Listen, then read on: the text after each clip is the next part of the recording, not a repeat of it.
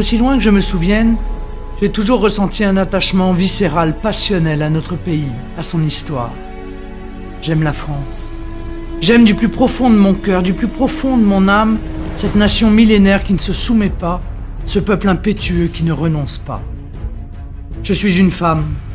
Et comme femme, je ressens comme une violence extrême les restrictions des libertés qui se multiplient dans tout notre pays à travers le développement du fondamentalisme islamiste. Je suis une mère. Et comme des millions de parents, je m'inquiète chaque jour de l'état du pays et du monde que nous laisserons en héritage à nos enfants. Je suis une avocate. Et j'ai gardé de mes années de barreau un attachement profond au respect des libertés publiques et une sensibilité particulière au sort des victimes confrontées à l'impunité des criminels. Au fond, si je devais me définir, je crois que je répondrais tout simplement que je suis intensément, fièrement, fidèlement, évidemment française. Je reçois les insultes à la France comme si elles m'étaient adressées directement. Qu'il s'agisse de l'insécurité et des violences ou de la misère qui touche de trop nombreux compatriotes, je ressens les souffrances des Français comme autant de souffrances personnelles. Le choix que vous ferez lors de l'élection présidentielle à venir est crucial, fondamental. C'est un véritable choix de civilisation. Soit vous continuez avec ceux qui ont menti, failli, trahi, qui ont égaré le peuple et perdu la France, soit vous décidez de remettre la France en ordre. Oui, je veux remettre la France en ordre. Je veux que les Français puissent vivre libres dans une France indépendante. Je veux que les Français puissent vivre en sécurité dans une France respectée. Je veux que les Français puissent vivre protégés dans une France prospère. Je veux que les Français puissent vivre unis dans une France fière. Je veux que les Français puissent bien vivre dans une France durable. Je veux que les Français puissent vivre leurs rêves dans une France juste. C'est tout le sens de mon engagement. C'est ce pourquoi je me bats. C'est le projet que je mettrai en œuvre à la tête de l'État, en votre nom, au nom du peuple.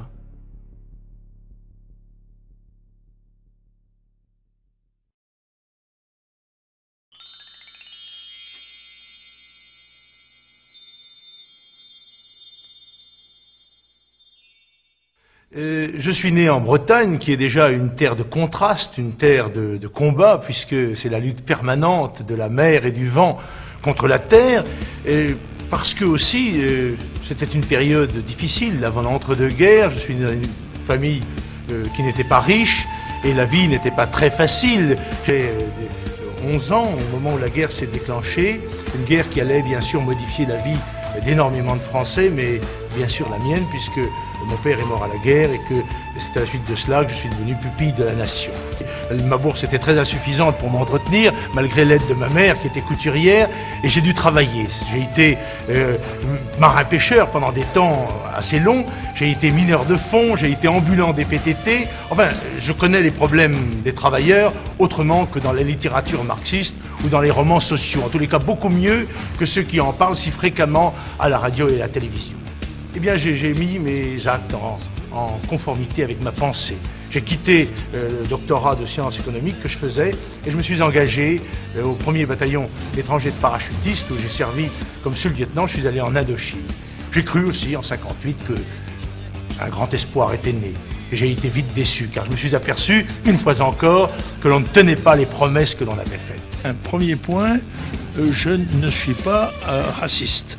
Mais je ne suis pas non plus de la secte antiraciste dont Finkielkraut a pu dire l'antiracisme, c'est le communisme du 21e siècle. Je mets au défi quiconque de citer une phrase antisémite dans ma vie politique. Des millions de morts, c'est un point de détail. C'est pas 1 million de morts, c'est les chambres à gaz. Oui. Je n'ai pas parlé de nombre de morts, j'ai parlé d'un système. J'ai dit que c'était un détail de l'histoire de la guerre. Et une horreur absolue? C'est un autre problème, c'est un autre jugement. Une horreur absolue ou pas? Tout ça est horrible, la guerre est horrible, vous savez. Et votre méthode, elle est évidente aux yeux de tous, ça s'appelle le parti pris.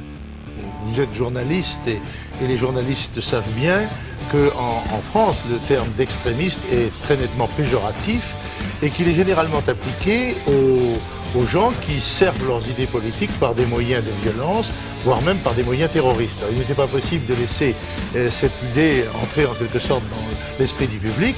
Non, madame, écoutez, vous plaisantez ou quoi? Ah bah vous venez de dire que vous aviez... immédiatement. Mais non, monsieur Le Pen. Bien, je dis que c'est un raisonnement faux et qui est destiné à vous tromper. Le monsieur Pompidou l'a avoué un jour. Ils ont été amenés pour faire pression à la baisse, d'une part, sur les salaires manuels des travailleurs français, et d'autre part, pour faire échec aux tentatives insurrectionnelles de la CGT, car la plupart d'entre eux ont été inscrits dans des syndicats jaunes qui devaient faire pièce précisément à l'action révolutionnaire du Parti communiste et de la CGT. Voilà le t-shirt que porte à Marseille un certain nombre de jeunes Français de papier. Vous maintenez ces propos? Oui, absolument, je les maintiens parce que je crois que c'est la vérité et que ça ne devrait choquer personne.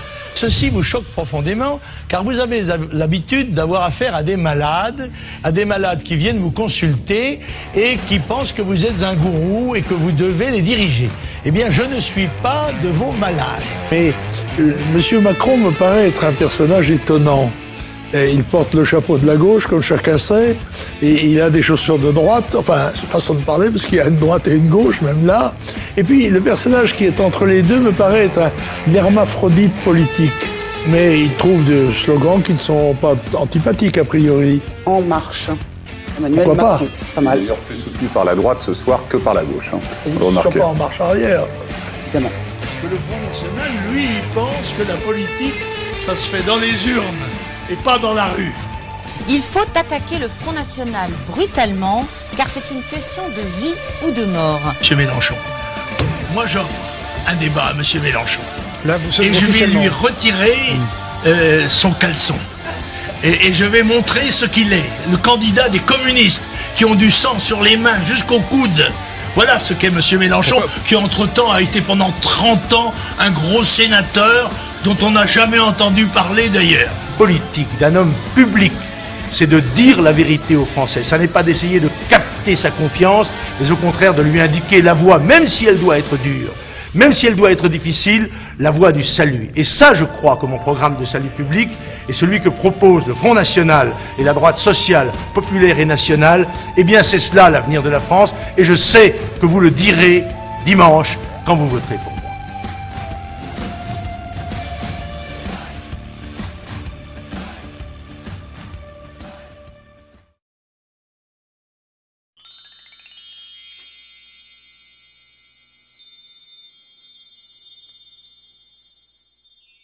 Mais on le fait quand même, ce procès en incompétence de temps en temps? Si vous voulez, il arrive que nos adversaires essayent d'utiliser cet argument, mais comme en l'occurrence ils ont ruiné la ville et qu'ils en ont fait la 6e ville la plus endettée de France, c'est un argument qui porte finalement assez peu. Alors sans avoir la prétention de vous faire en 3 minutes un discours de politique générale, je vais tout de même vous dresser les grandes lignes de la politique que nous voulons mener au service de la France et des Français. Que 50% du temps à l'école soit consacré Est-ce que vous augmentez le nombre de professeurs? à l'apprentissage du français. Non mais écoutez, c'est important ce Et genre on de est choses. d'accord, Le collège unique, stop, on arrête et on permet dès 14 ans l'apprentissage pour ceux qui ne se sentent pas à l'aise avec les cours. Toutes les religions sont compatibles avec la République à partir du moment où ces religions respectent les lois de la République. Et là, en l'espèce, ça n'a pas été le cas. Comme maire, je le vois bien, dans ma commune de Fréjus, on attrape un délinquant récidiviste 1 fois, 2 fois, 3 fois, 4 fois, 5 fois, et à chaque fois, quel que soit le niveau d'ailleurs de son délit, eh bien, il est relâché. Voilà, c'est ça la réalité aujourd'hui. Vous savez bien que toutes les peines de moins de 6 mois de prison ne sont quasiment jamais effectuées dans notre pays parce que nous manquons de places de prison. Il faut redonner des forces à notre police et aux forces de sécurité. C'est une urgence absolue. On met tout le monde dans le même sac. Hein. Oui, bien sûr, tout le monde dans le même sac pour une simple et bonne raison, c'est qu'au pouvoir, ils appliquent strictement la même politique. François Fillon, ce sont aussi des postures.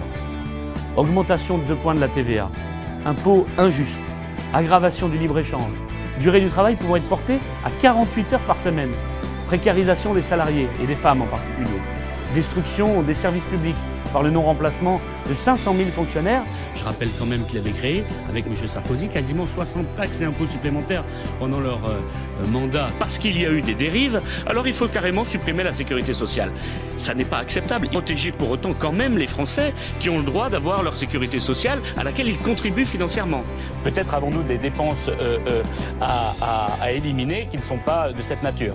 Puisqu'il explique que seules les affections graves et de longue durée seront prises en charge par la Sécu. Le reste, c'est de l'ordre de la mutuelle. Les coûts de mutuelle vont donc exploser. Demain, pour pouvoir se soigner, il faudra être soit très riche, soit clandestin en fait. C'est ce que vous êtes en train de nous expliquer. Pour ce qui concerne l'AME, ceux qui sont sur le territoire national paieront leur consultation chez les médecins et paieront leurs médicaments. Parce que ça n'est pas aux Français de payer ces dépenses-là. Avant cela, on contrôle nos frontières. Parce que le véritable problème aujourd'hui, c'est qu'on ne sait même pas qui rentre sur notre territoire. Pas de problème, continuons comme ça. On a supprimé les frontières intérieures. Maintenant, on supprime les frontières extérieures. L'embargo russe, on ne peut rien faire. On va continuer comme ça, même si nos agriculteurs en crèvent. Il y a 3 solutions pour agir sur la compétitivité. Il y a les salaires, c'est ce que propose un certain nombre de candidats, la baisse massive des salaires, la baisse de la sécurité sociale, ou la suppression, même comme le veut M. Fillon, de notre système de sécurité sociale, et la monnaie. Nous voulons agir sur notre monnaie pour rendre de la compétitivité à nos entreprises.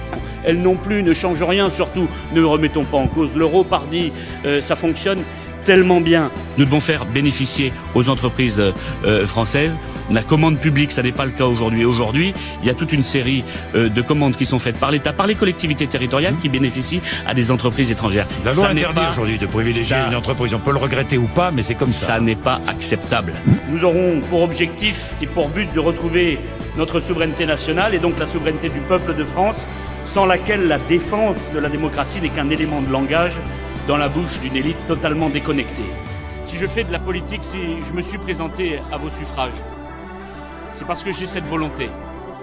Et je considère peut-être avec naïveté, mais en tout cas avec conviction, que la politique est une mission noble. Ici s'élève, comme partout à travers le pays, l'âme de la France. C'est la fierté d'être français. C'est marcher la tête haute, fier de ses racines. À Fréjus, nous nous sommes mis, mon équipe et moi-même, au travail. 3 ans plus tard, les épreuves, les sacrifices et la gestion en bon père de famille portent leurs fruits. Baisse de la dette de plus de 20 millions d'euros, aucune augmentation des impôts locaux, baisse de la délinquance de plus d'1 tiers avec un taux d'interpellation en hausse de 270% sur 2 ans.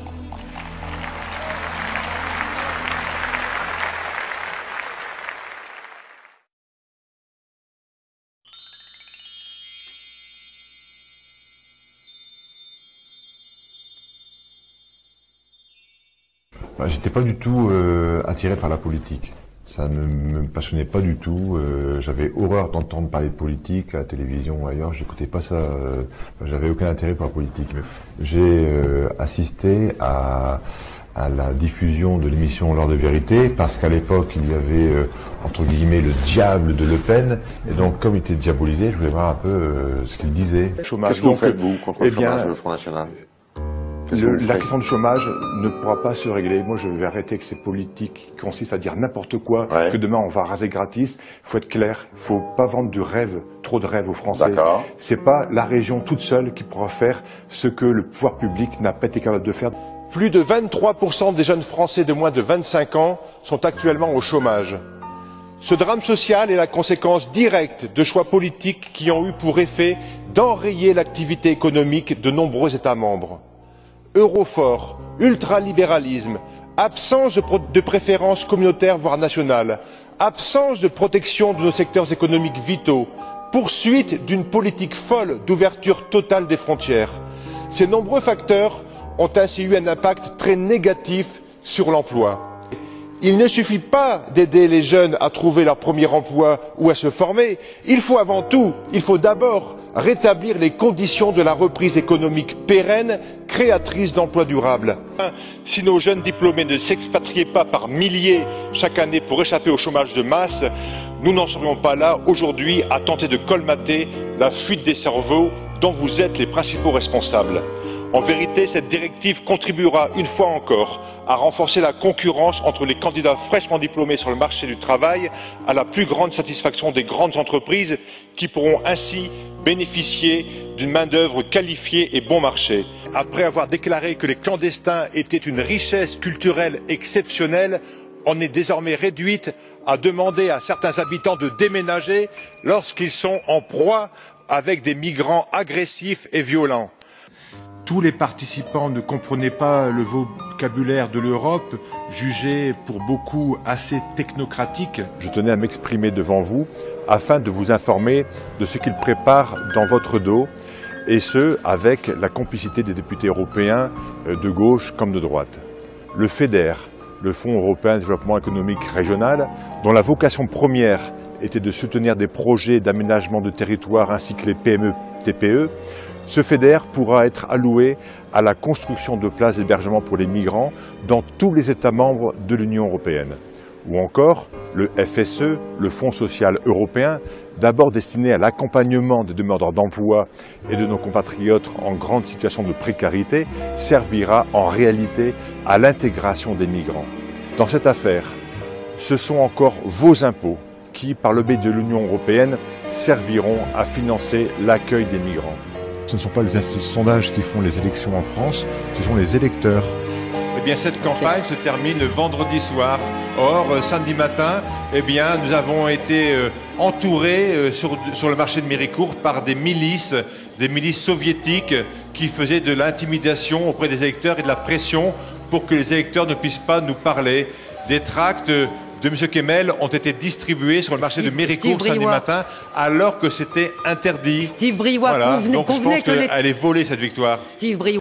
Ils auraient pris le portefeuille, ils auraient pris les clés. Or là, on m'a pas dérobé d'affaires. On essaie de refaire surface, puisque c'est pas marrant quand ça nous arrive, mais bon, voilà, c'est une colère aussi parce que on s'en prend à des gens uniquement, je pense, parce qu'ils ont des opinions différentes de ceux des autres. La démocratie ne se résume pas à glisser un bulletin dans une urne, mais se définit par la capacité d'un peuple à maîtriser son destin. Or, la perte de notre souveraineté législative, budgétaire, territoriale et monétaire a accéléré la déliquescence de la démocratie dans les États membres de l'Union européenne. Eh bien, sachez que les Français sont chez eux en France. Ils doivent donc passer avant les autres. Non à l'austérité, oui à la prospérité, non à la précarité, oui à la sécurité, non au système, oui à Marine Le Pen.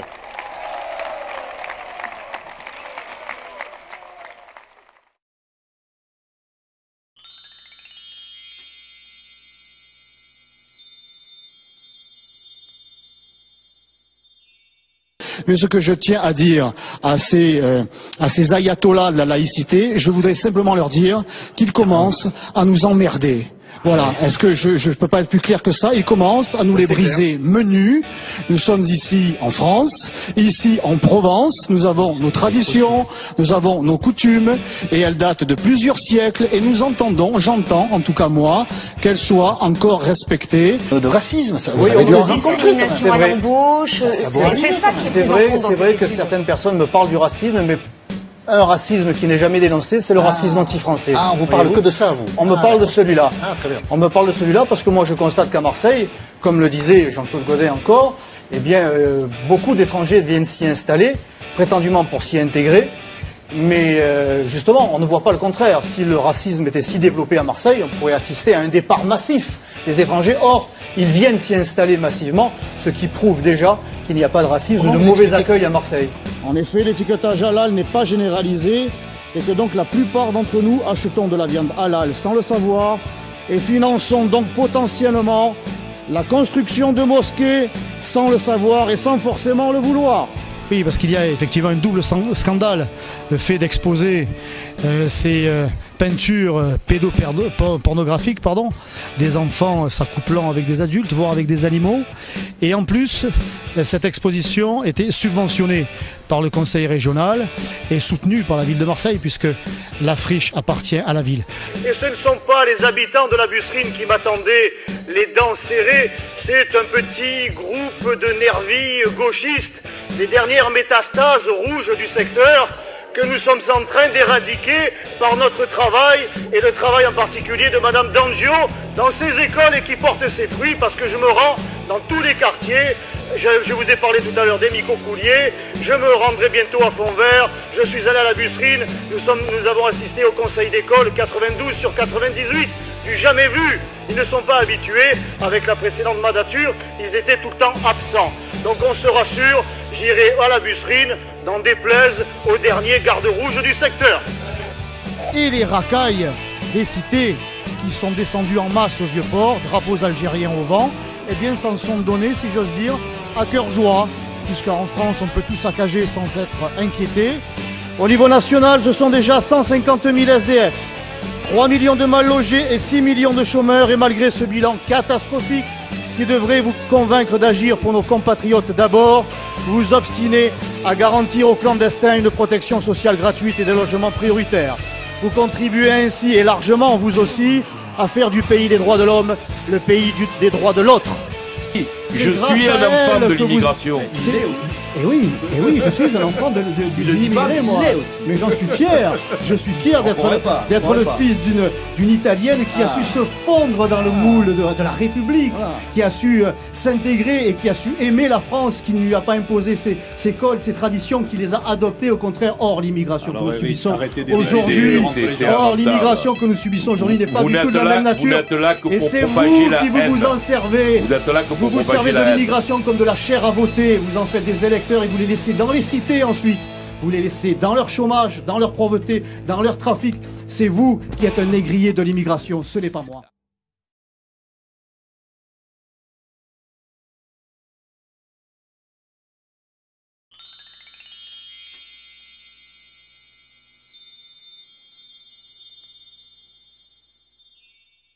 Il devrait quand même, au-delà de la phrase raciste, on peut le dire, ou en tout cas racialiste du général de Gaulle, y ajouter ce que nous sommes, c'est-à-dire un pays des dom-toms, tout l'outre-mer qui est avec nous, les harkis, tous ces gens-là font partie de la communauté nationale. La France, c'est pas une couleur de peau, c'est à la fois un état d'esprit, c'est l'amour de son pays et c'est aussi la conscience qu'on est prêt à mourir pour elle. Et je préfère, moi, je vais vous dire, des gens même de couleur, mais qui sont tombés pour la France ou qui tomberont si malheureusement il y avait une guerre, que des gens blancs, etc., qui n'ont que de la haine pour leur pays. Sur la légalité douteuse des élections, cela devient une habitude malheureusement en Afrique aujourd'hui. La population souffre d'un état alimentaire croissant et ne survit que grâce à quelques ONG. Depuis l'investiture du nouveau président, rien n'a changé, rien ne fonctionne, ni justice, ni santé, ni éducation. Les criminels de sang et les prédateurs économiques ont toujours pignon sur rue. Les diamants alimentent toujours les places d'Anvers ou de Dubaï, avec des Centrafricains bien connus à la tête de ces réseaux mafieux qui utilisent le Cameroun et le Soudan comme point de passage. Les sites miniers sont contrôlés par les rébellions qui bénéficient de complicité politique. Ce qui a caractérisé l'extrême droite avant-guerre, c'était l'antiparlementarisme. Exactement. Mais pas seulement. Entre autres. Vous aviez des gens comme André Tardieu, qui avait d'ailleurs inspiré le général de Gaulle, qui étaient qui critiquaient le parlementarisme, les excès du parlementarisme, ce qui a donné d'ailleurs dans l'histoire constitutionnelle française la Ve République, finalement, est l'héritière de la contestation des méfaits du parlementarisme à la française.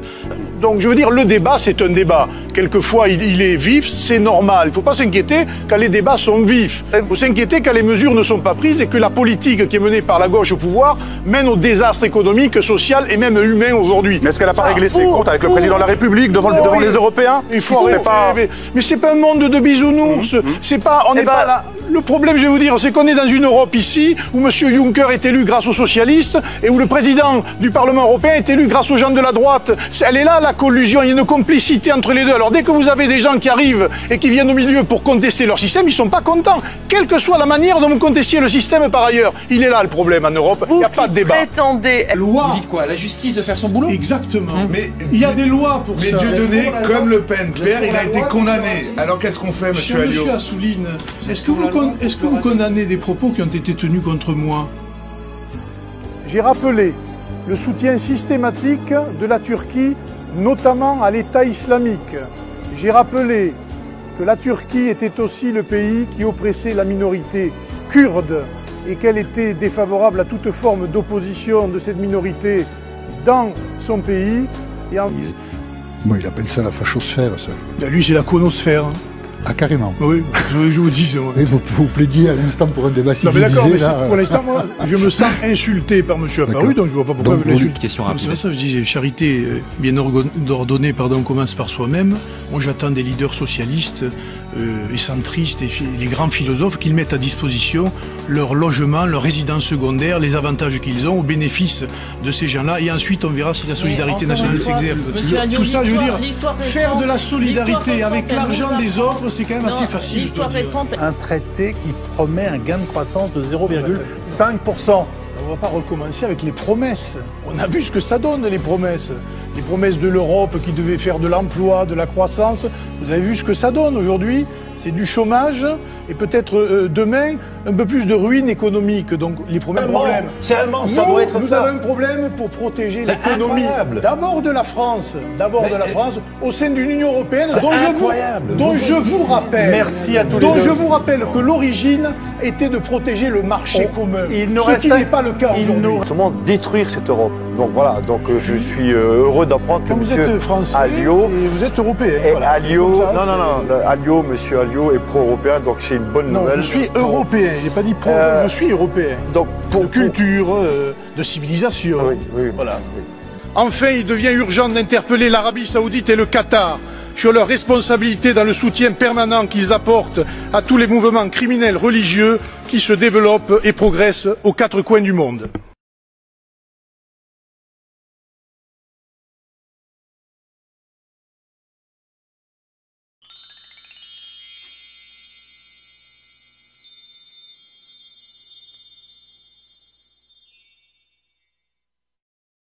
Je laisse à François Hollande, qui est quand même à la tête de l'État, la responsabilité de ses propos. Nous pouvons quand même constater que ces attentats se répètent, qu'entre les attentats, je ne parle pas des 15 jours après chaque attentat, mais entre les attentats, pas grand-chose n'est fait. On arrête les gens après. Il n'y a pas de mesures importantes comme celles que nous avons préconisées qui sont prises un peu à moyen et à long terme. Et moi, j'ai très peur que... Manuel Valls a eu cette phrase qui, moi, m'a un peu glacé le sang. Et il a dit, mais vous, Français, il va falloir vous habituer au terrorisme. Comment est-ce qu'un Premier ministre dit cela? C'est peut-être un langage de vérité.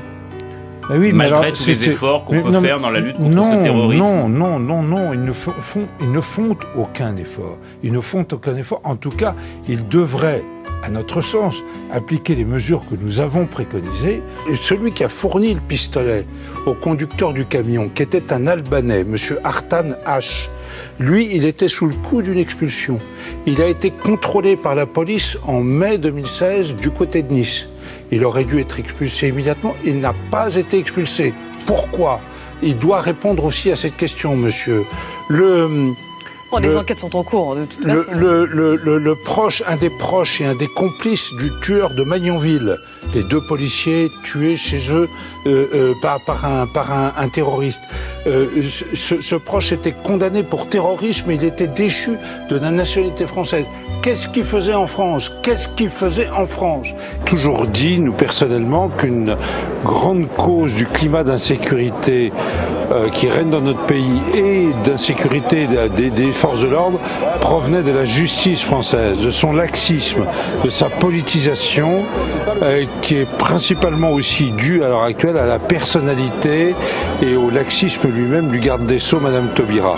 Que ma véritable charité, elle va à l'égard des habitants de Calais, des agriculteurs autour de Calais qui ont vu leurs exploitations complètement saccagées, des habitants du 18e arrondissement, d'un certain nombre de personnes dans la banlieue parisienne à qui on ne peut pas imposer cette épreuve de supporter autant de temps, autant de migrants à côté d'eux. Voilà. Le candidat du Front National à ces élections, 2 points de plus dans notre sondage, c'est l'effet attentat selon vous?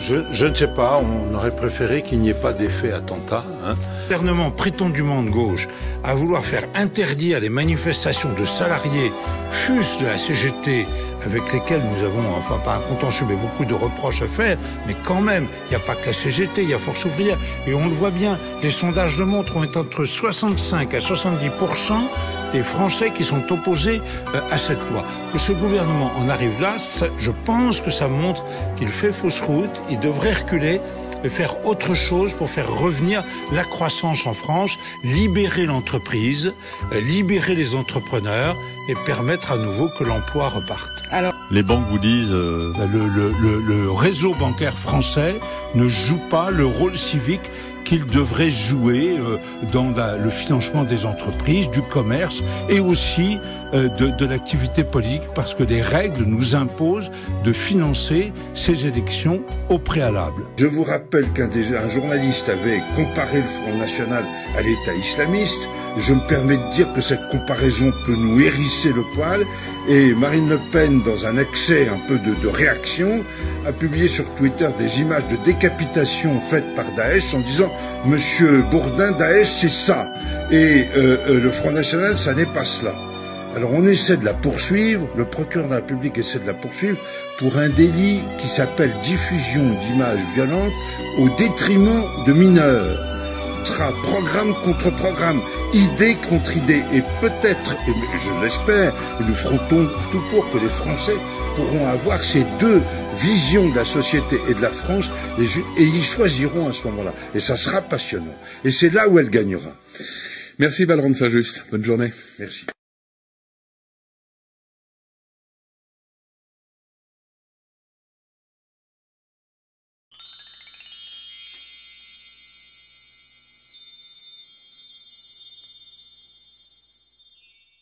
Que je ne partage pas votre enthousiasme, mais le nombre d'amendements déposés me laisse à penser que mon sentiment est partagé.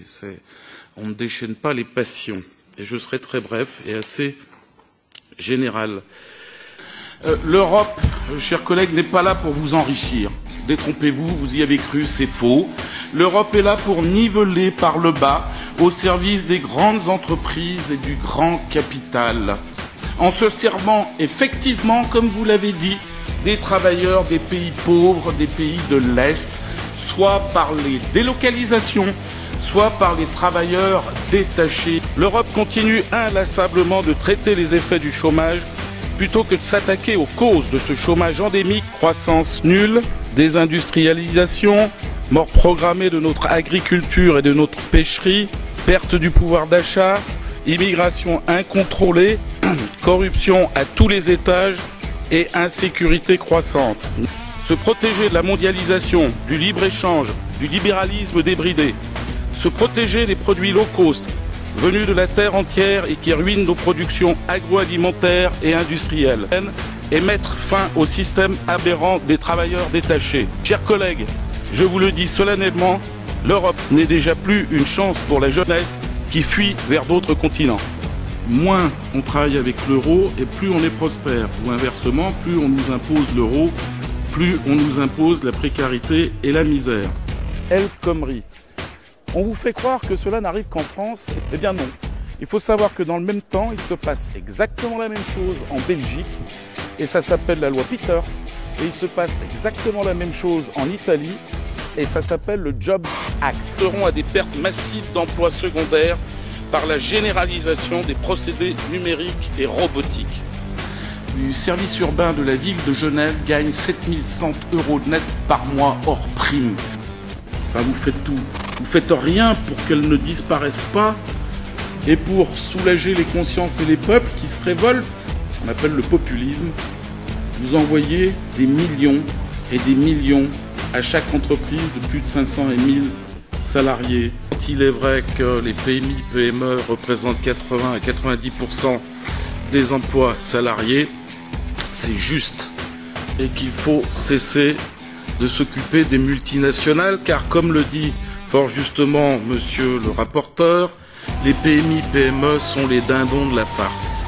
1000 emplois chaque jour qui sont détruits dans les PMI, PME. Mais on n'en parle pas. Parce que c'est un emploi chez le boucher, un emploi chez le charpentier, 2 emplois chez le décolleteur ou le mécanicien du coin. Ça ne buzz pas, ça, au niveau des médias. On va vous parler des 500 emplois que veut supprimer Air France. Oui, ça parle. Alors avant de réfléchir à comment créer de l'emploi, s'il vous plaît, essayons de réfléchir à comment ne pas détruire l'emploi qui existe déjà. Ce qu'attendent les entreprises PMI, PME, c'est pas que, et les particuliers, c'est pas que ce soit les banques qui soient refinancées. C'est eux, parce que eux ont de véritables projets. Les banques, qu'est-ce qu'elles font? Eh ben, elles prêtent l'argent. Alors ma question, elle est simple. N'avez-vous pas l'impression d'être à la barre du Titanic?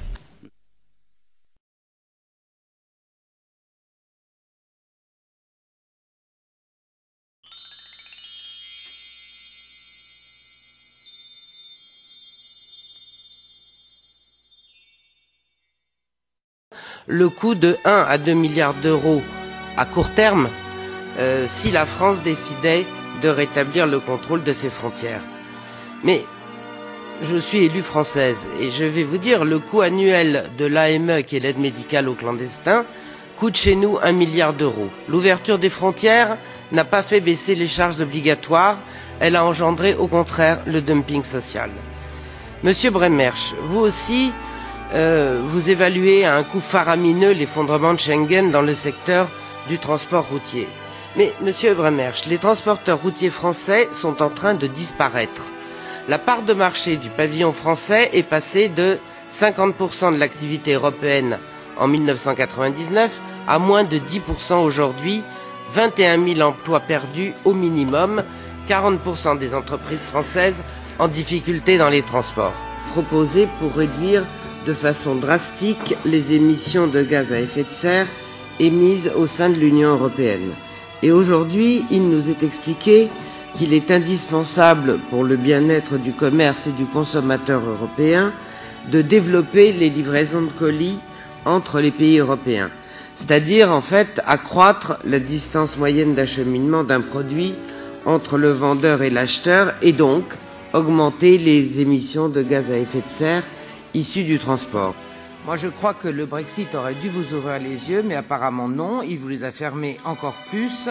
Ce rapport était nocif et après vos amendements, je pense qu'il le sera plus encore. Voilà, donc après, il ne faut pas s'étonner effectivement qu'il y ait une certaine colère des peuples qui montent en Europe.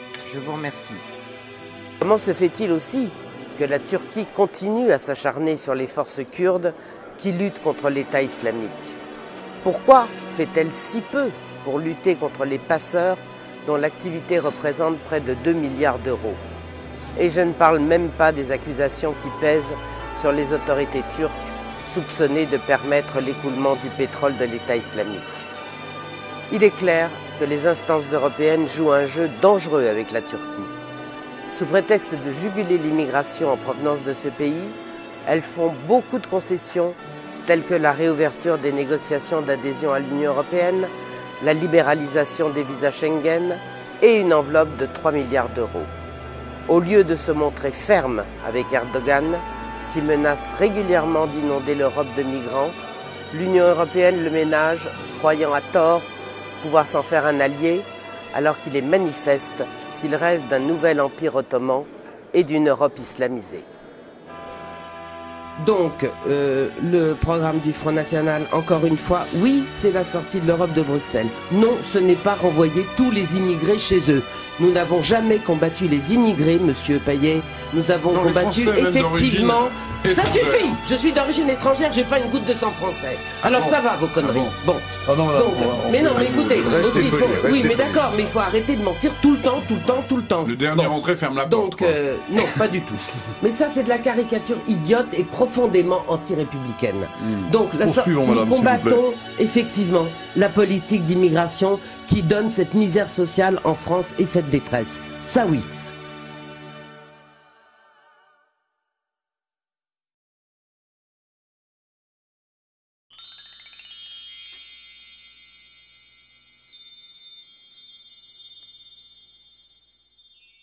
François Fillon, qui se réclamait du gaullisme et qui était en train de déshonorer le souvenir du général de Gaulle.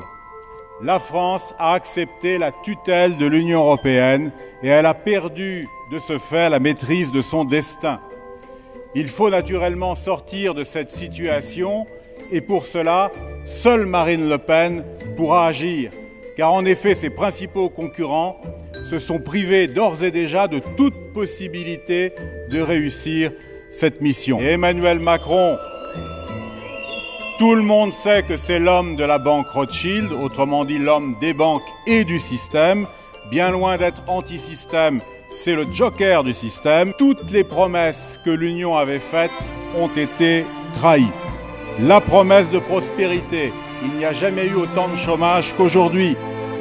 Et c'est dû à l'Union, puisque, non contente d'asphyxier la France avec sa politique ultralibérale qui ruine nos industries et notre agriculture, eh bien, elle a imaginé un système fou de travailleurs détachés qui réalise une concurrence à l'intérieur même de ses frontières en faisant venir en France des travailleurs européens qui n'ont pas à payer les mêmes charges sociales que les Français.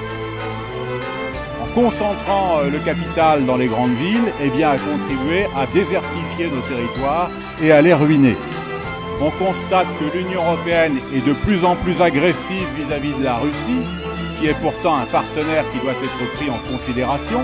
On est maintenant dans un tel état de faiblesse que Erdogan, ces jours derniers, a menacé Mme Merkel de rompre l'accord migratoire qu'il a signé avec l'Union en mars 2016 si elle ne lui livrait pas 40 militaires turcs de l'OTAN qui ont trouvé refuge en Allemagne.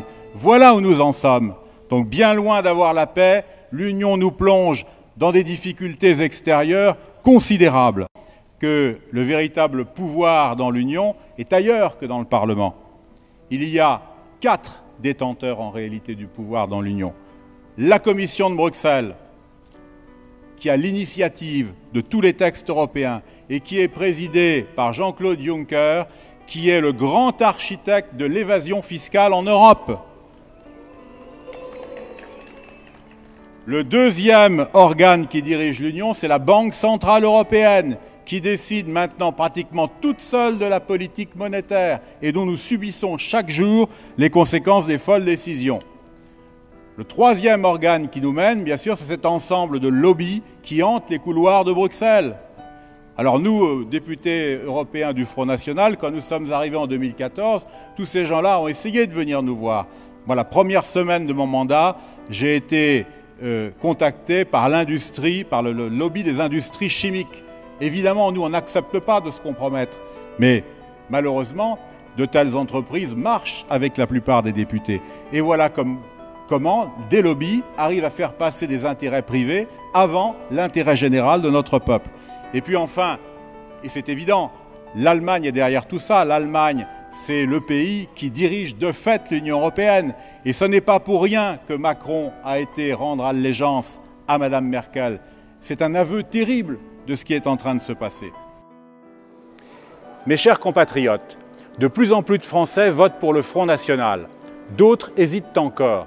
En parlant avec eux, je me suis aperçu que c'est souvent la peur d'abandonner l'euro qui les paralyse. Ils craignent que le remplacement de l'euro par le franc divise leur niveau de vie par 6,5 et que leurs économies fondent comme neige au soleil. Ces craintes ne sont pas rationnelles. Le franc que nous voulons substituer à l'euro n'est pas le franc que nous avons connu. Ce sera un franc nouveau, dont la valeur sera alignée sur celle de l'euro. Un franc vaudra un euro, ce qui ne changera rien pour les citoyens, tout en permettant à la France de récupérer sa souveraineté monétaire. Le véritable risque pour les Français n'est pas de quitter l'euro, mais de le conserver. L'Union européenne est en effet au service des banques, qui constituent le lobby le plus puissant de Bruxelles. On l'a constaté lorsqu'il a fallu faire face à la crise financière de 2008.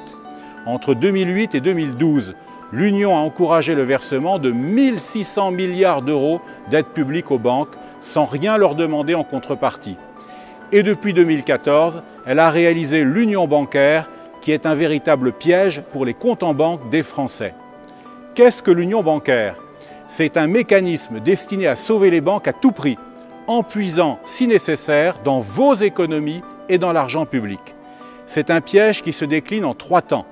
La surveillance, le redressement, la liquidation. Mes chers compatriotes, Le Parlement européen a voté le 15 février le traité de libre-échange entre l'Union et le Canada, le CETA. C'est une décision scandaleuse que Marine Le Pen a fermement condamnée. Officiellement, le CETA va augmenter de 20% le commerce entre l'Union et le Canada et de 1% le produit intérieur brut européen. En réalité, ce traité est le petit frère du TAFTA, le défunt projet de libre-échange avec les États-Unis. Il présente les mêmes défauts que lui. D'abord, il supprime 98% des droits de douane. Cela signifie que les produits canadiens vont pouvoir librement entrer en Europe. C'est particulièrement dramatique pour l'agriculture française qui est déjà sinistrée. Le CETA va lui porter le coup de grâce car la viande canadienne est 35% moins chère que la viande française. Le traité prévoit d'autre part d'accepter les normes canadiennes pour les produits qui seront importés du Canada. Ces produits ne respecteront donc pas les normes françaises et européennes en matière de protection de notre savoir-faire, de l'environnement et de la santé humaine. Cela signifie la fin de toute protection pour beaucoup de nos appellations d'origine protégée, notamment pour nos fromages. C'est aussi la porte ouverte aux OGM et aux produits de basse qualité pour le plus grand profit des multinationales. Les multinationales sont en réalité les grandes gagnantes de ce traité. La preuve, c'est qu'il leur permet d'attaquer les États, y compris la France, devant un tribunal international composé d'avocats d'affaires qui seront inévitablement en situation de conflit d'intérêts. Vive la République, vive la France et vive Marine Le Pen!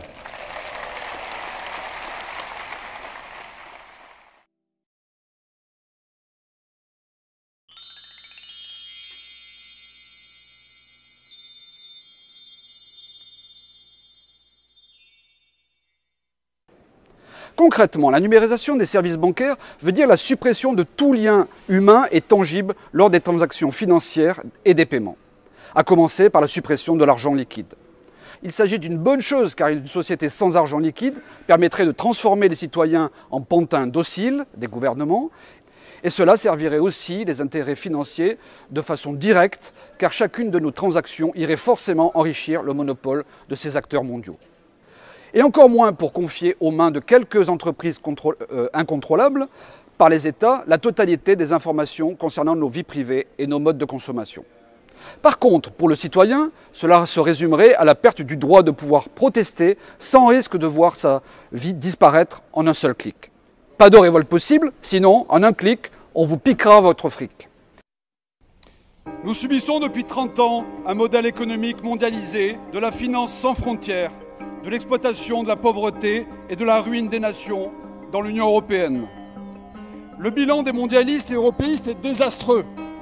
Croissance économique quasi nulle, désindustrialisation continue, chômage réel galopant, déficit public abyssaux, surendettement de l'État, des organismes sociaux et des collectivités locales, hausse record des impôts, taxes et prélèvements sociaux. Les euromondialistes ont tellement honte de leur patrie qu'ils veulent l'effacement de la France. Ils en viennent même à supprimer le nom France dans les enseignes des grandes entreprises. Il n'y a plus de France Télécom, de Gaz de France, Framatome, etc. Maintenant, pour faire plus chic, c'est Orange, Engie et autres Areva. Et demain, à qui le tour? EDF ou Air France? Pour le Front National, pour Marine Le Pen, la catastrophe est déjà aujourd'hui. Je veux dire, quand on a 2200 milliards d'euros de dette, c'est-à-dire 34 000 euros sur chacun des têtes de Français, qu'il y a des déficits intérieurs avec environ 70-75 milliards d'euros en 2016, 48 milliards ou 50 milliards de déficit de la balance commerciale, qui se cumulent depuis l'entrée dans l'euro. Hein. C'est ce qu'on avait déjà constaté. Que vous avez d'autre part une explosion du chômage, on est à 6,5 millions de chômeurs aujourd'hui par rapport avant l'euro. Donc la catastrophe, elle est déjà aujourd'hui et on en est malheureusement qu'au début. Sur les deux, entre l'Allemagne et la France, il y a 20% de perte de compétitivité qui s'est cumulée depuis une quinzaine d'années. Vous êtes d'accord avec moi, messieurs? Donc à partir de là, ce qu'il faut, c'est déboucler et retrouver cette compétitivité. Donc le nouveau franc français va se déprécier un petit peu, 5 à 6%. Et puis l'euro-marque, qui restera dans l'euro-monnaie commune, va se réapprécier au vrai niveau de son économie donc réelle. c'est-à-dire de rester dans une zone européenne à monnaie commune avec nos 18 partenaires, avec la France bien entendu. Bien entendu, le plus gros perdant ce sera l'Allemagne, notamment au niveau de sa balance commerciale, mais quelque part ça va rééquilibrer l'ensemble de l'harmonie dans l'Union européenne. Sachant que le Royaume-Uni a la livre sterling, ils sont bien dans le marché unique et dans l'union douanière, et ils ont la livre sterling, et ça va très bien pour le Royaume-Uni. Ce que l'on ne dit pas aux Français, c'est que depuis 2010, la facture de sauvetage de l'euro-monnaie unique aujourd'hui a coûté 12 milliards d'euros par an, 72 milliards en 6 ans, plus une épée de Damoclès avec des cautions financières de 450 milliards. Donc voilà ce en quoi s'exposent comme risque les Français aujourd'hui en conservant l'euro-monnaie unique. Personne ne le dit, à part le Front National. Et au niveau national, par contre, on aura retrouvé notre monnaie nationale pour pouvoir agir dans l'intérêt du soutien de la croissance économique, des emplois, ce qui est très important bien entendu, pouvoir aussi financer le plan de réindustrialisation du pays, on a de grosses ambitions là-dessus, et recréer bien entendu dans l'emploi marchand et non pas des emplois aidés. La période des ultralibéraux, Fillon, Macron, les marionnettes de Bruxelles, c'est fini.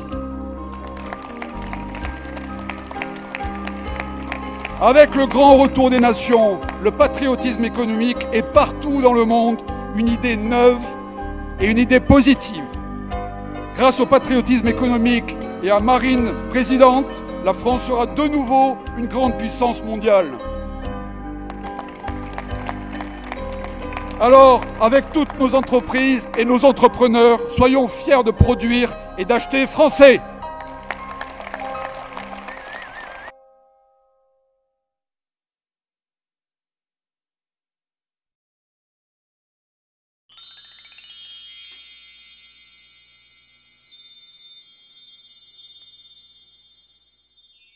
Ravi d'être là. En fait, j'ai le trac, hein, c'est certain. Ah oui, j'étais dans la coulisse et voilà, je suis propulsé sur le devant de la scène. J'avais l'habitude, mais là, la scène politique, c'est un petit peu différent. Alors, j'y gagne un petit avantage, c'est que pour une fois, je n'ai pas appris mon texte. Néanmoins, il est de moi. Voilà. Et je voulais vous dire, chers amis, ceci. Et c'est ce qui me pousse aujourd'hui dans cet engagement total et entier auprès de Marine.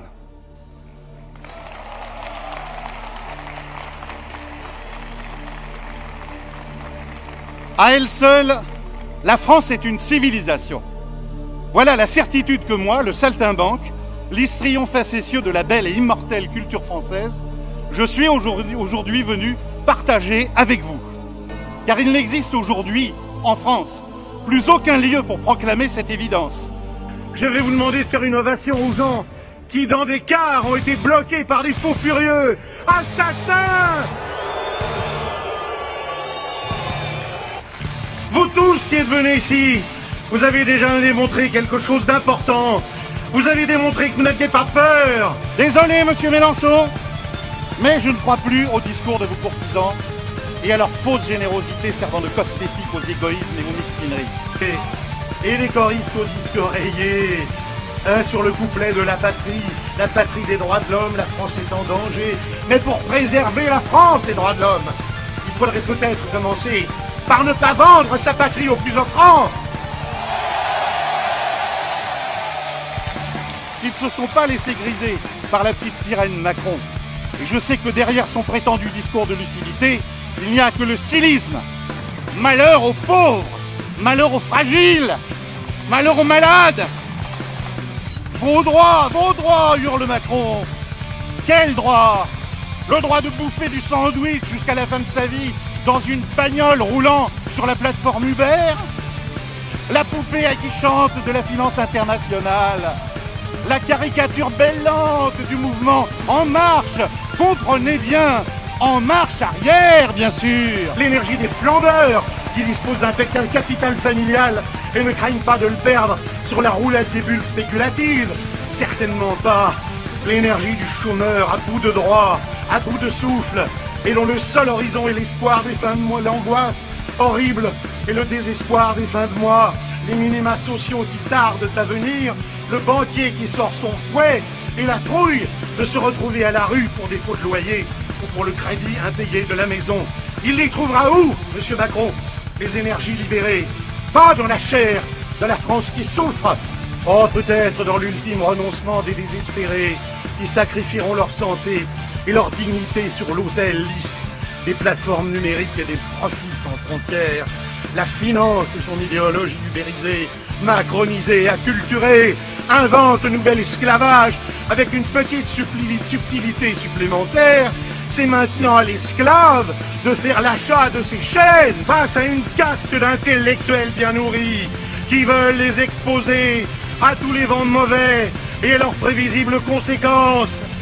Protéger les Français ou les exposer, voilà l'enjeu. Protection du peuple ou bien son exposition totale, précédant sa liquidation. Le MEDEF et ses porte-flingues veulent réduire le monde artistique à une poignée de stars surpayées, serviles et dûment pipelisées, tandis que l'immense majorité des artistes se verront nier leur statut professionnel, condamnés au bénévolat et à l'amateurisme, contraints comme à Hollywood à livrer des pizzas ou à servir des burgers chez McDonald's.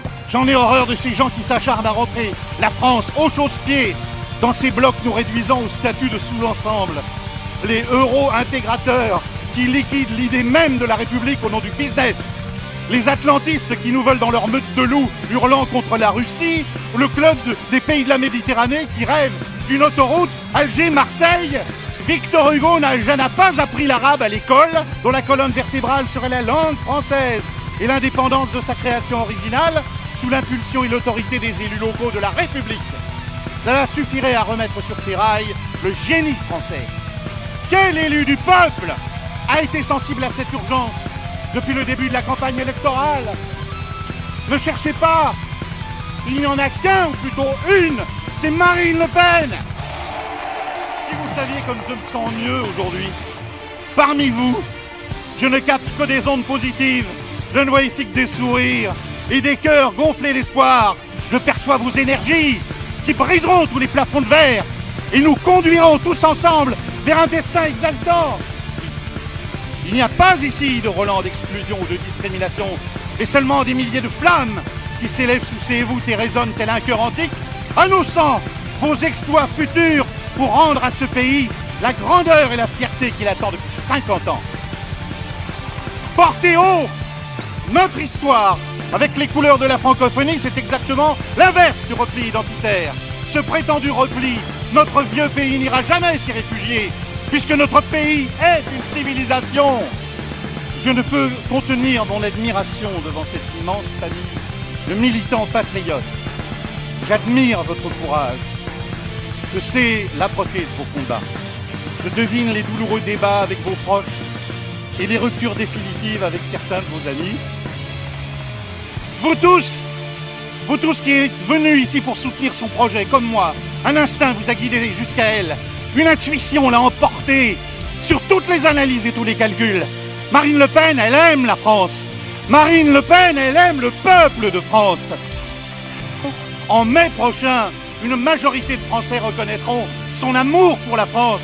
Ils mesureront la sincérité de cette femme et ils l'éliront présidente de la République française. Parole d'oracle.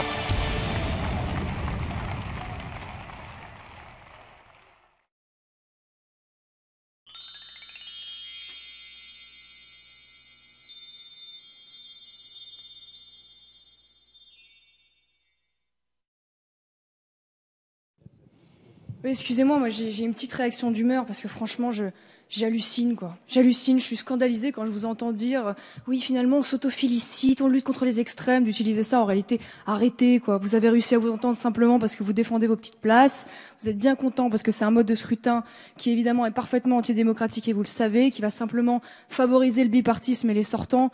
Donc franchement, la lutte contre les extrêmes et l'autofélicitation, genre oui on a réussi à se convaincre dans l'intérêt de la démocratie, ça me fatigue, arrêtez, soyez un peu honnête. Il semblerait que j'ai de nouveau, bien malgré moi, soyez-en sûrs, soulevé le cœur des vierges effarouchées de la République, car j'ai traité de racailles, les émeutiers de 2005. Tout le monde évidemment déplore la mort dans ce triste accident. La seule chose que j'ai dénoncée dans ce tweet, c'est justement un tel accident n'aurait jamais dû justifier l'embrasement des banlieues françaises 3 semaines durant, avec, je le rappelle quand même, 10 000 voitures brûlées, des dizaines de policiers blessés, des commerces détruits, 2 morts quand même en marge des émeutes. Et voilà, et je qualifie cette délinquance, peut-être c'est vrai un peu trivialement, de racaille. On n'avait pas mis trop d'effectifs pour ne pas provoquer. En fait, on se soucie plus de l'émoi des racailles en France que finalement de la sécurité des citoyens. Vous parlez de racailles comme Marine Le Pen, vous parlez de déferlement de racailles hier comme elle. Et vous appelez ça comment? Des gens qui arrivent, qui cassent, qui dégradent, qui brûlent, qui agressent, oui, pour moi ça s'appelle clairement des racailles. Chaque fois que l'un de nos policiers est rué de coups par les racailles, ou chaque fois qu'une Française disparaît sous le voile d'une burqa, symbole de la conquête islamiste.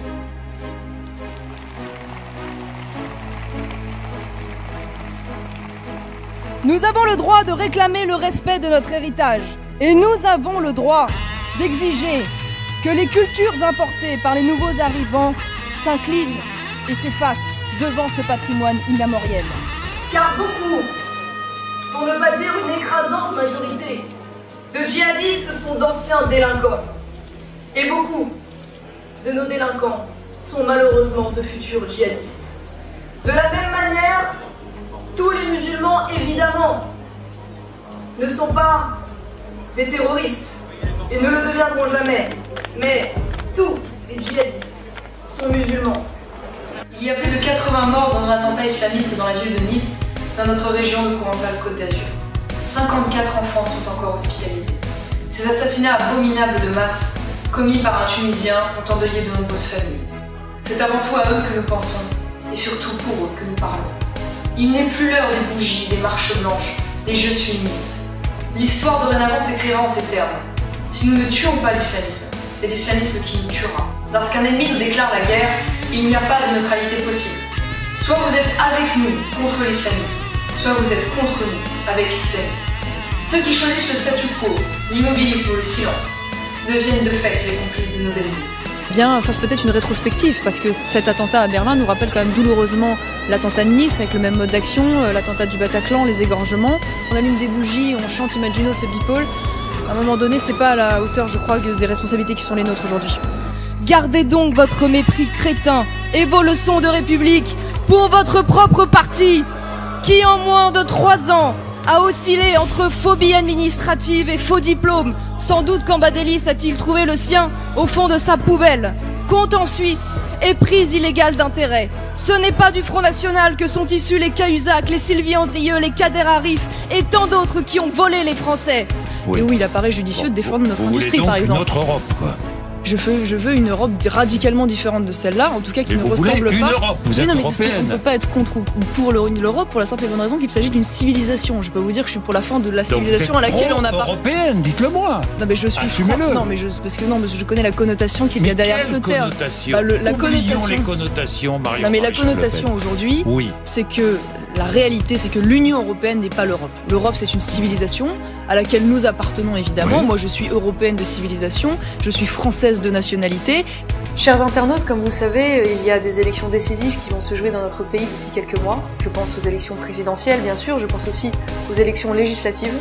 Et dans le cadre de ce combat, nous allons devoir nous battre pour sauvegarder et défendre les valeurs essentielles de notre pays et même de notre civilisation.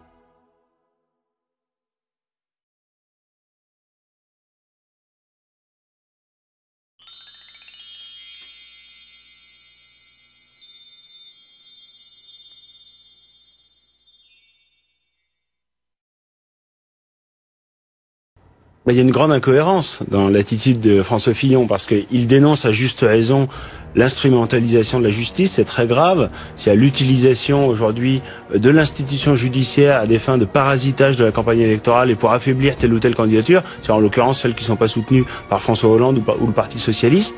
Et puis en même temps, il cède aux exigences et va à la convocation du juge. Il cède ou il répond aux exigences de la démocratie. Nous, ce que nous disons, c'est qu'il ne faut pas qu'il y ait d'interférence, il ne faut pas priver les Français d'un débat fondamental pour l'avenir du pays. Nous avons déjà eu l'occasion de répondre à toutes les accusations. Nous le le ferons à nouveau. Marine Le Pen le fera auprès de la justice ou de la police si c'est nécessaire, mais après les élections. Il n'y a aucune raison qui peut justifier, à 2 mois de l'élection présidentielle, que le calendrier judiciaire soit construit sur mesure, en fonction des différentes étapes de la campagne, pour essayer d'attaquer telle ou telle candidature. Vous vous rendez compte que vous remettez en question l'indépendance de la justice? Oui, bien, non, mais ce que je constate, c'est qu'aujourd'hui, c'est grave comme attaque. Ben, ce que je dis, c'est qu'elle n'est pas indépendante. Ce que je dis, c'est qu'il y a une partie de la justice qui se laisse instrumentaliser. Vous le prouvez comment? Écoutez, quand vous avez des convocations, allez-y, dites-le, hein. Écoutez, en l'occurrence, moi je suis pas là pour défendre François Fillon, mais quand on voit qu'il est convoqué le 15 mars, il y a 2 jours avant le dépôt des parrainages, la clôture du dépôt des parrainages à l'élection présidentielle, on voit bien que le calendrier judiciaire est calqué sur le calendrier politique, et c'est ça qui est extrêmement grave. C'est ça qui remet en cause la séparation des pouvoirs. C'est ça qui remet en cause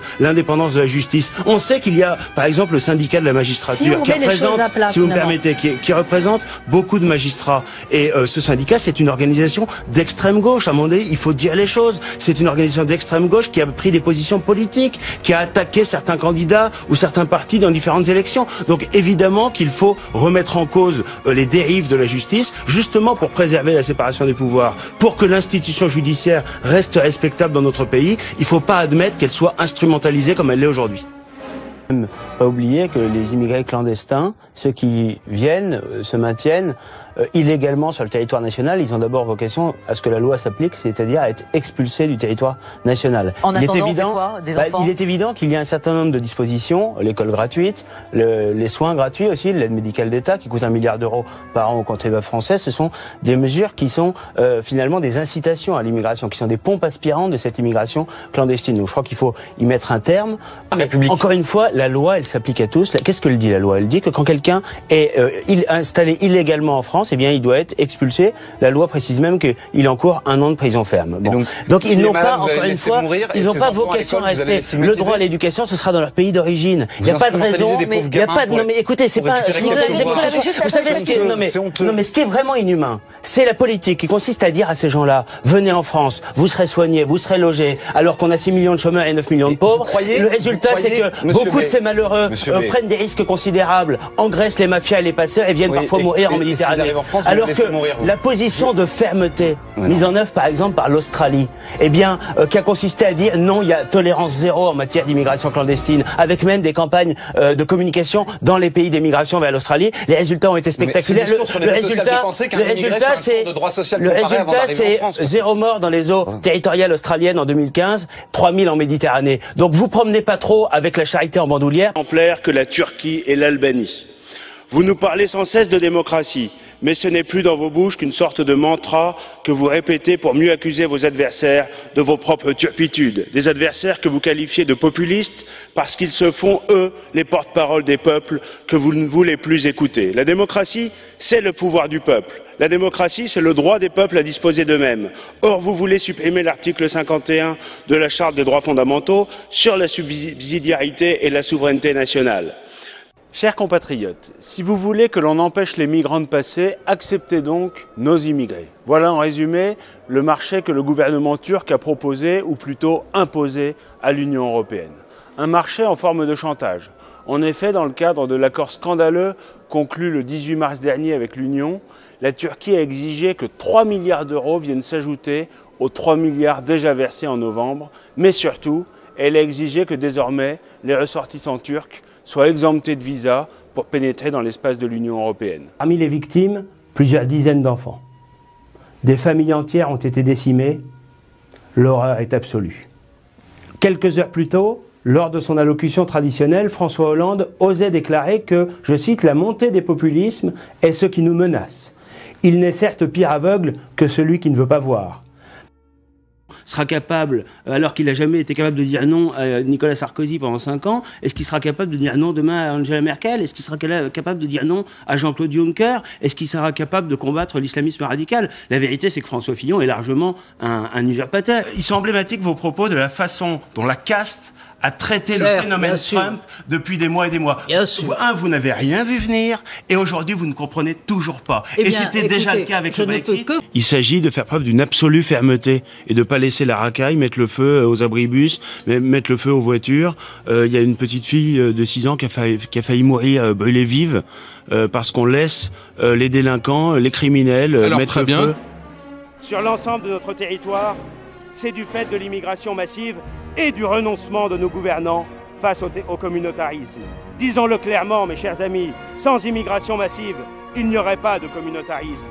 Sans communautarisme, il n'y aurait pas de développement si rapide sur notre sol de l'islamisme. Et sans islamisme, il n'y aurait pas de terrorisme qui frappe la France et les Français.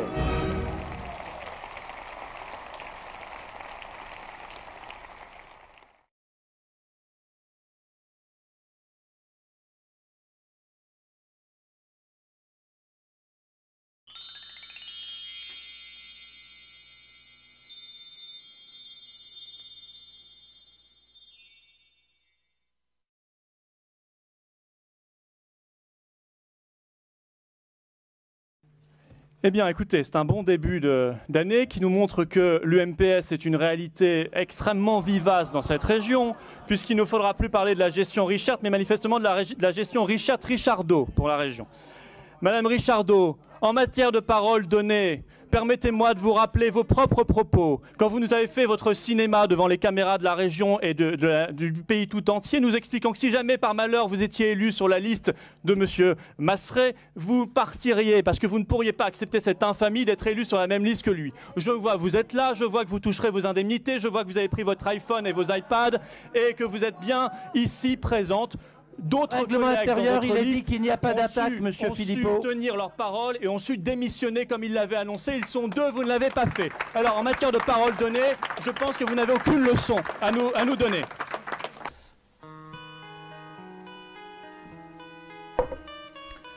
Aujourd'hui, on va parler d'un sujet qui est important. Nous n'avons pas reçu les documents. Ça va, monsieur Philippot, ça va, ça va. D'huissier quant à la conférence des présidents vendredi matin, ne m'envoyez pas de convocation le jeudi à 22 h. D'accord ? On peut travailler dans des conditions plus professionnelles là aussi. Qu'est-ce que vous entendez par ils s'en vont? S'ils ne sont pas d'accord, par exemple, avec le fait de ne plus avoir le droit, de pas avoir le droit de prier dans la rue, eh bien ils quittent. Où ils s'en vont? C'est français. S'ils sont français, ils quittent leur, par exemple, non, ils quittent par exemple la rue qu'ils n'ont pas le droit effectivement d'occuper parce que les prières de rue sont interdites. S'ils sont étrangers, ils s'en vont dans leur pays. Voilà, et on les y conduira bien volontiers. Ça. Son initiative est absolument délétère. Elle va évidemment créer du conflit. D'ailleurs, vous vivrez sur l'islamophobie, vous en avez besoin. Et évidemment, vous n'allez rien faire pour créer l'unité nationale. Je vais vous dire comment on crée l'unité nationale. Déjà, vous arrêtez d'être obsédé par les questions de religion. Il y a des chrétiens, des juifs, des athées, des musulmans.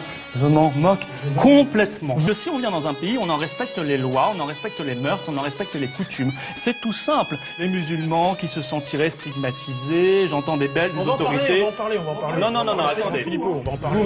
Vous-même, vous allez vous auto-proclamer représentant des musulmans, ce que vous n'êtes absolument pas. Elle va faire monter les tensions et la division dans la société. Vous allez laisser croire qu'il y a en France une persécution des musulmans, à tel point qu'il faut même créer une association de défense judiciaire maintenant.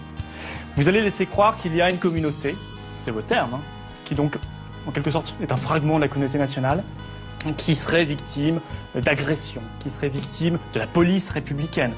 On vous a parlé de moi, c'est très bien. C'est très bien, oui, la petite erreur. Non, il n'y a pas de petite erreur. Il n'y a pas de petite erreur. On va vous rappeler ce qu'est la République. Mais je sais que vous allez vous rappeler. Christiane Taubira qui avait été comparée à un singe sur la page Facebook d'une ex-candidate Front National. Florent Philippot, d'ailleurs, cette candidate a été tout de suite sanctionnée par votre parti. Oui, bien sûr. Moi, je trouve, oui, bien sûr, c'était absolument inadmissible. Elle a été, dans l'heure, mise à la porte du parti, contrairement à ce qui se pratique à l'UMP, au PS et à l'UDI. C'est plus compliqué. Je trouve ça un peu bizarre, moi, ce débat qui renaît. On serait revenu un peu dans l'ambiance des années 80, vous savez, on attend les grands Raoult, on voit Jamel Debbouze, Harry Roselmack, des gens qui viennent nous faire la leçon, des donneurs de leçons qui viennent sur les plateaux de télé. Explique aux Français qui seraient en quelque sorte racistes, voilà. Ça sent quand même le sujet de diversion. Ça sent le sujet de diversion. Opération de diversion ? Oui, il y a une forte colère sociale. On sent que les Français attendent le changement. Il y a une montée des idées nationales et patriotes. Il y a une forte dynamique populaire autour du Front National. On le sait bien. Il y a les élections qui arrivent.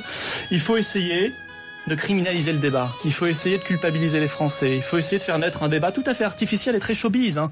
Nous aussi, on pourrait passer notre vie à pleurnicher. Vous êtes aussi victime de racisme? Quelques insultes sur la page Facebook de Marine Le Pen. Crève Marine, mort à ses partisans. Ravale ton sourire, tu vas mourir d'une balle dans la bouche. C'est des insultes sur des réseaux sociaux? Attendez. Allah Akbar, on vous niquera tous vos sales races. Excusez-moi, je suis obligé d'être extrêmement vulgaire. Moi, je brûle les Français violeurs d'enfants parce que les violeurs, c'est que des Français. Vous voyez, il y a même du racisme anti-blanc. C'est sur Twitter? Sur le Facebook de Marine Le Pen. C'est que nous, Algériens, Marocains, Tunisiens et tous les autres pays arabes du monde, on se réunit pour pisser sur toi et ta mère la pute. Voilà. On peut pleurnicher nous aussi si on le veut, mais on peut aussi s'occuper des vrais problèmes des Français. Non, moi je défends les entreprises françaises. Allez, en Algérie. Mais vous êtes indépendant, je crois. Non, attendez, vous allez depuis 55 ans. Non, pour être précis. Donc faites-vous élire et faites votre programme. Si vous êtes élu sur ce programme, c'est très bien pour vous. J'ai une question à vous poser. Est-ce que si vous êtes en France, ne l'oubliez pas, je vois votre drapeau, mais celui-ci c'est le nôtre. Et c'était le vôtre avant, mais vous l'avez refusé fièrement. Vous avez dit, vous avez le droit, donc nous on va vous expulser fièrement. Et vous, au fond du problème, la question que je vous ai posée du communautarisme, du transfert de souveraineté, ce qui fait que vous n'êtes pas dans la République aujourd'hui, Madame Vallaud-Belkacem, ni le PS ni l'UMP d'ailleurs. Vous avez eu des propos extrêmement racistes. Mais est-ce que je peux dire, et j'ai le droit de dire que vous êtes raciste? Non, parce que je ne sonde pas les cœurs et les reins. Oui. Et je laisse la justice faire. Je ne suis pas la 17e chambre correctionnelle pour vous, de l'intérieur. Il y a une haine du juif en France aujourd'hui. Mais vous délirez. Ne changez pas vous les baladez propos. en France. Mais je me balade beaucoup plus que vous. Vous venez d'ailleurs de le rappeler. Je crois que vous êtes obsédé par les années 30. Mais où est l'Allemagne nazie? Où est l'Italie fasciste? Où est l'URSS? Mais excusez-moi, vous êtes juste ridiculisé sur cette affaire-là. Parce que passer un mois sur l'affaire d'un humoriste, d'une quenelle, alors que les Français ont d'autres préoccupations et qu'ils vous attendaient sur la sécurité, les cambriolages, les agressions, la question des Roms et que vous n'en parliez plus, je crois que vous avez déconsidéré votre fonction. Vous avez créé un climat de tension dans notre pays, un climat malsain. Vous avez donné une image inquiétante de vous-même. Il y a des millions de Français qui sont dans une difficulté pas possible, qui vous ont entendu ce soir leur clamer des slogans, de manière assez énervée d'ailleurs, de manière incompréhensible, sans être capable de débattre de fond, de protectionnisme, d'euros, de directives détachement, de patriotisme économique, par exemple donner une priorité à nos PME dans les marchés publics. Ça c'est concret. Mais vous avez dit les réformes. On peut vous répondre et que vous pouvez rester calme. Ça va bien se passer, calme, serein. Vous allez répondre sur le fond et vous allez m'écouter de ce que vous êtes. Traitement. Quand on suit votre chemin, c'est en effet le chaos. Que vous proposez. D'accord. Parce que la Chine fait déjà du protectionnisme. Quand elle a mis des taxes sur le bois français, par exemple, elle fait déjà du protectionnisme. Nous sommes naïfs, nous ne faisons rien, nous laissons faire. Vous parlez d'Airbus, mais je vous signale que c'est votre gouvernement qui vient d'autoriser la vente de l'aéroport de Toulouse. C'est malin, juste à côté d'Airbus, aux Chinois.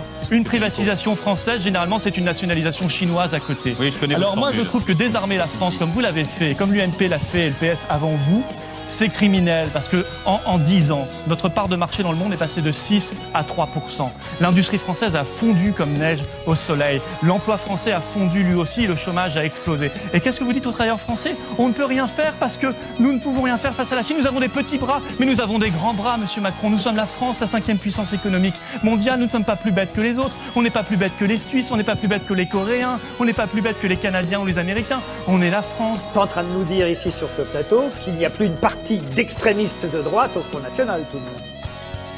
Mais je ne sais pas où vous avez vu des extrémistes de droite au Front National. Sur les réseaux sociaux. Oui, mais Valeurs Actuelles qui a organisé, Valeurs Actuelles qui n'est pas un journal de gauche.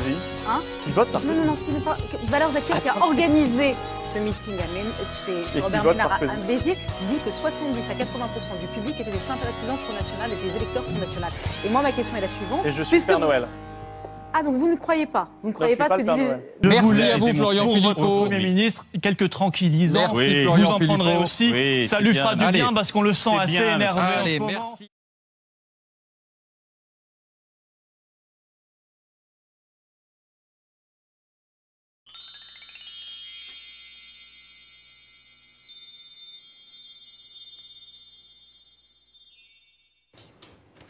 Et puis, plusieurs personnes ont pu penser cela, mais est-ce que du coup ça justifie d'aller de l'autre côté de l'échiquier politique? Parce que vous avez rejoint la droite.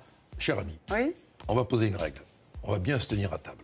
Je pose une question, je veux vous poser une question, je finis ma phrase. Vous commencez à parler, vous finissez votre phrase. C'est comme ça qu'on va apprendre à nos enfants à bien se tenir. Voilà. Ce soir, j'ai eu un moment de trouble. J'étais au restaurant, on m'apporte la carte et il y avait marqué quenelle. Et je me suis dit, est-ce que j'ai le droit d'en commander? Parce que quand on commence à porter atteinte à la liberté d'expression au nom des grands principes, on peut après décider qu'est grand principe ce qui ne l'est pas.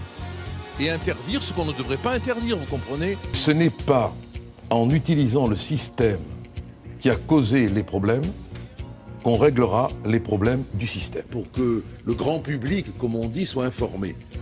L'atteinte involontaire à la vie, la rébellion armée, l'abus de confiance, la discrimination, rien que ça, les abus de faiblesse, l'escroquerie, soient des infractions qui désormais mériteront le pampan cucu, c'est-à-dire l'approbation. Parce que les ouvriers ont compris qu'on ne peut pas aimer le peuple si on ne privilégie pas la France. Parce que le peuple, il est partie intégrante de la France. Mon pays, oui, j'aime mon pays. Ce que vous n'arrivez pas à saisir, c'est que nous, on veut redonner la parole au peuple. Maintenant, si vous décrétez que le peuple doit se taire et qu'on ne doit pas l'écouter, je pense que vous êtes en infraction avec la Déclaration des droits de l'homme. Si le peuple avait dit oui, mais le peuple aurait probablement dit non. C'est la raison pour laquelle M. Hollande ne veut pas de ce référendum. Moi, je vais être très direct. On se bat pour des idées. Moi, je suis ni bleu Marion, ni bleu marine, je suis bleu marine Le Pen. Quand on dit que le Front National bénéficie de la situation, cela revient à dire que le médecin qui a posé le diagnostic bénéficie de la maladie. La dédiabolisation. Je crois qu'on y est un peu arrivé, mais on n'y arrivera jamais. Donc on reste des diables, mais on n'est plus des diables parce qu'on n'a jamais été des diables. À chaque élection, aller copuler dans l'urne, dans une partouze électorale immonde, pour faire obstacle au Front National. Arrêtez de jouer cette comédie. L'électorat ne croit plus en vous. Et ce résultat le montre. Alors bien sûr, avec vos ententes, vos coalitions, vos combines, vous arrivez à voler des centimètres qui nous privent de l'arrivée. Mais vous querellez fictivement. Ça ne marche plus. Soyez cohérents. Ayez d'un côté le courage de vos idées et de l'autre le courage de vos idées. Croyez-moi que vous m'aurez toujours sur votre chemin. Moi aussi, vous m'aurez toujours sur... Alors, je sais que le but de l'État islamique, c'est de tuer les sales Français, mais si on pouvait éviter quand même, gentiment, qu'ils s'entraînent tranquillement dans les parcs publics, ça serait tout de même un peu mieux. Alors, il faut arrêter de se raconter des histoires. La délinquance, on lutte contre elle, et je vous parle d'un problème que je connais d'abord par la fermeté. Il a le droit de se défendre. Et il faut que l'instruction soit très claire. Tout policier attaqué riposte. Il s'empare de notre vocabulaire humanitaire, droit de l'homiste, pour l'utiliser contre nous. Il faudrait foutre la paix à Daesh pour qu'on n'ait plus de terrorisme. Et Daesh là-bas, on va porter un coup au terrorisme. Parce que je vois pas comment, si on arrêtait la guerre là-bas, on empêcherait Daesh de reprendre Palmyre. Ce qui est l'acte préparatoire terroriste. Là, vous nous donnez la photographie de ce qui nous attend. Nous n'avons pas voté des lois parce que nous considérons qu'elles sont liberticides et qu'elles ne protègent personne. Alors vous qui passez votre temps à donner des leçons de liberté, vous votez des lois qui tuent les libertés et qui n'apportent aucune protection. Vous êtes absolument incapable de maintenir l'ordre. Vous êtes, monsieur le ministre, l'homme du désordre. Ah, je vous vois, tous mes vieux ennemis, le mensonge, les compromis, et surtout, je te vois, toi, la sottise. Je sais que le combat est inutile, mais il est d'autant plus beau qu'il est inutile. Et je me bats parce que ce soir, en entrant chez Dieu, je saluerai son seuil bleu avec, il titube, il va s'effondrer. Avec quoi, dit Roxane? Et il répond, avec mon panache. Voilà.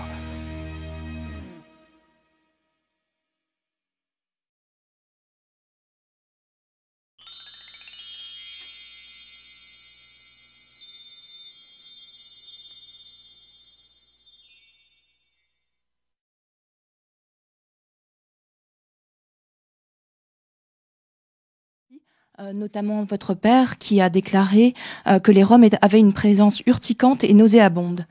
C'est le président du CRAN qui vous a rédigé votre question, que vous lisez là Non, j'ai pris un argumentaire parce que je ne suis pas journaliste. Ah bon, donc voilà. C'est un argumentaire qui est un tout petit peu orienté quand même, vous l'admettrez. Tout à fait, voilà, exactement, c'est pour pouvoir argumenter. Ah oui, c'est sûr. Donc, voilà, ça donne un bon terrain. Non, mais je me suis appuyée sur des faits pour pouvoir argumenter. Non, ce ne sont pas des faits, madame. Justement, votre question, vous avez eu de nombreuses tentatives pour dédiaboliser votre parti. Et aujourd'hui, j'affirme que vous êtes un parti d'extrême droite.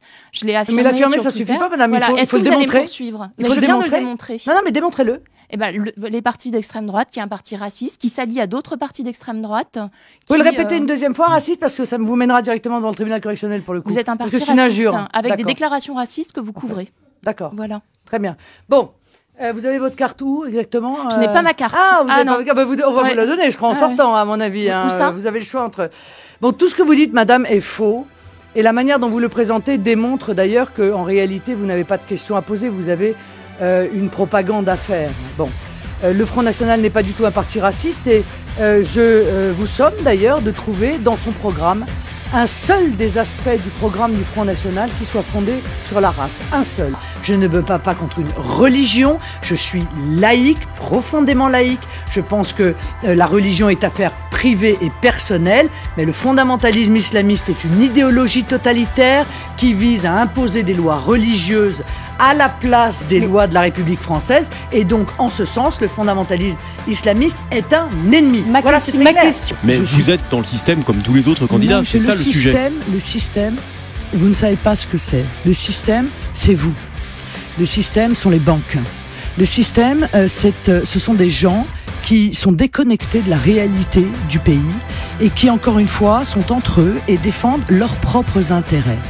C'est ça le système, et qui imposent des politiques à l'encontre de la volonté des peuples. C'est la politique de Macron. Donc en matière économique, on sait ce qu'il veut, lui, c'est l'ultralibéralisme, c'est mort aux pauvres, on a bien compris, ils sont plusieurs sur le créneau d'ailleurs, que Sarkozy, Alain Juppé, etc. Mais qu'est-ce qu'il pense de l'immigration ? Non mais permettez-moi, je crois comprendre donc que M. Mélenchon appelle au second tour à voter pour des incapables, pour des menteurs, pour des tricheurs. Eh bien en cela, il exprime qu'il fait donc bien partie de ce système que moi je combats avec beaucoup d'énergie et un certain nombre quand même de succès. Alors, normalement un syndicat, vous savez, n'est pas politisé. On va peut-être leur rappeler d'ailleurs. Il est là pour défendre et pour porter les revendications de leurs adhérents. Mais ça, c'était avant. Eric Nolot, le meilleur scénario pour la présidentielle, ce serait pour qui ? Ah bah ce serait Macron président. Ce serait Macron. Tout va du côté de Macron. Enfin Macron, scénario de l'outsider impossible, inconnu du grand public. Et régulière dans notre pays. Vous êtes ministre de l'Intérieur. Ça ne m'a pas échappé. Ah, et pourtant, vous ne sauriez ignorer bien sûr que ces gens sont en situation illégale. Ils ont violé la loi. Ils sont entrés, ils se sont maintenus sur le territoire en violant la loi de la République que vous êtes censé faire appliquer. Pourquoi vous vous énervez comme ça? Regardez comme l'histoire est belle. Quand la liberté se joue des pouvoirs en place et triomphe porté par la volonté d'un peuple. Le vote de nos amis britanniques en faveur d'une sortie du Royaume-Uni de l'Union européenne est de loin l'événement historique le plus important qu'ait connu notre continent depuis la chute du mur de Berlin. Merci, Madame Merkel, de nous faire le plaisir de venir aujourd'hui avec votre vice-chancelier, administrateur de la province France. Certains résumeront en disant que je suis l'anti-Merkel, j'en accepte l'augure. Je ne vous reconnais pas en effet, Madame, le droit de disposer de nous dans une tentative absurde d'une domination allemande de l'Europe, de nos peuples souverains qui se détournent de l'Union européenne parce qu'ils ont soif de nation. Je suis la représentante du peuple français. Les Américains ont voté. Ils ont refusé le statu quo. Ils ont montré par une décision qui a surpris ceux qui croient que les situations sont immuables, que le monde bouge, que le monde change, que le mouvement fait partie de la vie des nations. Ce qui s'est passé cette nuit n'est pas la fin du monde, c'est la fin d'un monde. Vous avez peut-être, il y a des moments comme ça dans la vie où vous êtes à un point d'étiage où la bêtise de vos adversaires, ajoutée aux circonstances, remplissent tous les jours votre seau. Voilà. Et moi, mon travail va être d'essayer de renverser ça pour que vous perdiez. Et il va falloir que vous teniez... Mais alors, vous m'envoyez en justice, il paraît. Je ne sais pas pourquoi devant un tribunal. Moi, je suis prêt à refaire un débat avec vous sur ça. Mais non, mais c'est pas le problème. C'est que j'en ai marre de me faire traiter de fasciste. Je vous comprends. Voilà. Moi, j'en ai marre de me faire traiter de lepéniste, donc je comprends voilà, que... Bon, vous voyez, mais ça, vous pouvez pas encore poursuivre si c'est pas une injure. Bon, allez. 30 ans, tous les gouvernements ont échoué. Bien, notre méthode est simple. Nous allons appliquer la loi. Les tenants de ces deux idéologies mondialistes donnent l'illusion de s'appuyer sur nos principes.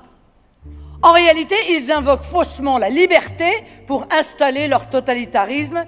C'est la liberté du renard dans le poulailler.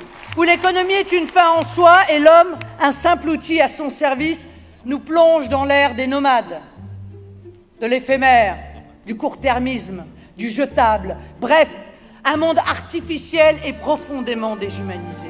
Cette vision du monde revient à faire fabriquer par des esclaves pour vendre à des chômeurs. Moins d'indemnisation en cas de chômage, moins d'hôpitaux, moins de santé, moins de protection, plus de travail, moins de revenus, moins de retraite, plus d'impôts, moins de services. Il n'en est pas question. À leurs yeux, le pays est un espace géographique ouvert où la seule exigence se limite au vivre ensemble, c'est-à-dire à l'injonction faite à des communautés qui n'ont précisément pas demandé à vivre ensemble de ne pas s'agresser entre elles. La mondialisation, qui était un fait avec la multiplication des échanges, ils en ont fait une idéologie. Le mondialisme économique qui refuse toute limitation, toute régulation de la mondialisation et qui pour cela affaiblit les défenses immunitaires de la nation, la dépossédant de ses éléments constitutifs, frontières, monnaie nationale, autorité de ses lois, conduite de l'économie, permettant ainsi à un autre mondialisme de naître et de croître, le fondamentalisme islamiste. Je dis aux mères qui m'écoutent, soutenez-moi. N'acceptez pas que vos enfants vivent dans la peur, dans cette violence quotidienne. Il se trouve chez nous des idiots utiles, des relais, des complices plus ou moins conscients qui, par lâcheté, aveuglement ou cupidité, facilitent ces entreprises d'installation de cette idéologie barbare, ennemie de la France. À cette occasion de rendre un hommage appuyé à nos soldats, nos policiers, nos gendarmes, qui nous défendent, parfois au péril de leur vie, qu'ils en soient sincèrement remerciés.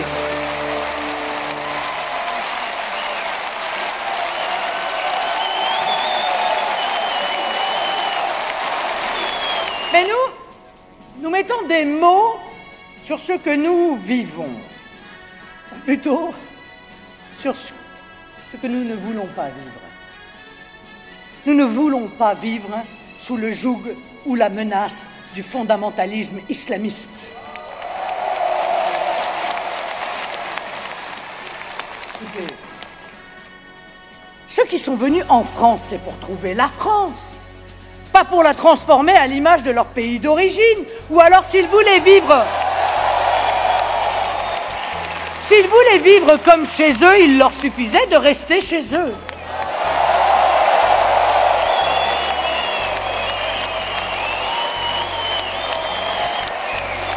Quand on aspire à s'installer dans un pays, on ne commence pas par violer ses lois.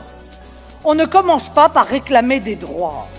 Une situation hors la loi ne peut être génératrice de droits. L'AME sera supprimée. Nous allons enfin en finir avec l'impunité des délinquants.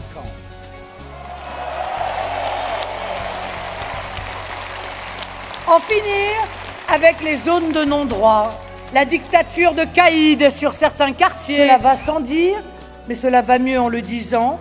Il n'y a pas et il n'y aura pas d'autres lois et valeurs en France que françaises. La certitude de la sanction, la certitude de la peine, avec pour les étrangers délinquants la reconduite automatique à la frontière. Les étrangers fichés S seront reconduits à la frontière. Les binationaux fichés S seront déchus de leur nationalité française. Quant aux Français fichés S, eh bien, ils seront poursuivis pour intelligence avec l'ennemi et frappés après leur peine de prison d'indignité nationale. Nous conclurons des accords avec les pays d'origine pour que les délinquants étrangers effectuent leur peine de prison dans leur pays d'origine. Nous les réarmerons, y compris moralement, avec enfin l'instauration de la présomption de légitime défense pour les policiers. De prédications islamistes seront fermés et les semeurs de haine condamnés et expulsés. À ce titre, nous appliquerons le principe selon lequel un étranger clandestin ne pourra jamais être régularisé et a fortiori jamais naturalisé. Nous réorganiserons une réponse pénale qui se résume en 2 mots: tolérance zéro.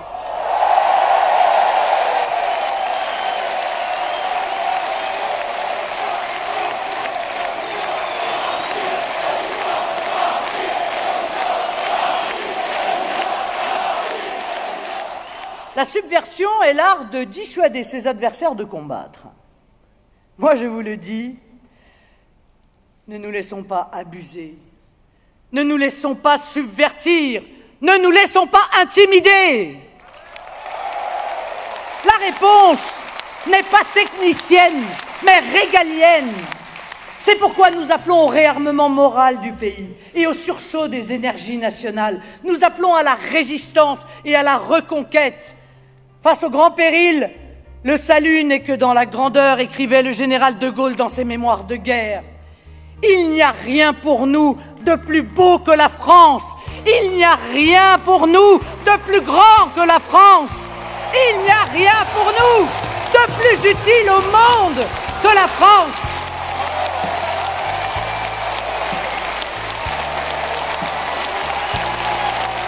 C'est la raison pour laquelle j'ai frappé ma candidature du sceau du peuple, en prenant cet engagement solennel devant les Français, un engagement que nos militants affichent sur les murs de France au nom du peuple. J'ai voulu que vous puissiez comprendre au mieux ce que je veux pour notre pays et je l'ai articulé autour d'engagements. 144 engagements, qui sont autant de vérités que je dois aux électeurs. Car après mon élection, il ne s'agira pas d'oublier la campagne comme l'ont fait tous les autres. Il s'agira de toujours avoir au cœur ce pourquoi les Français m'auront élu. De vérifier, un par un, que ces engagements sont tenus. C'est ce que j'appelle la démocratie de contrôle. Car sans contrôle, pas de démocratie. Souffrant en silence de ne pas avoir le droit d'aimer leur pays. Nous ne ferons pas aimer la France si nous-mêmes nous ne l'aimons pas. Or, vous avez le droit d'aimer votre pays. Et vous avez même le droit de le montrer.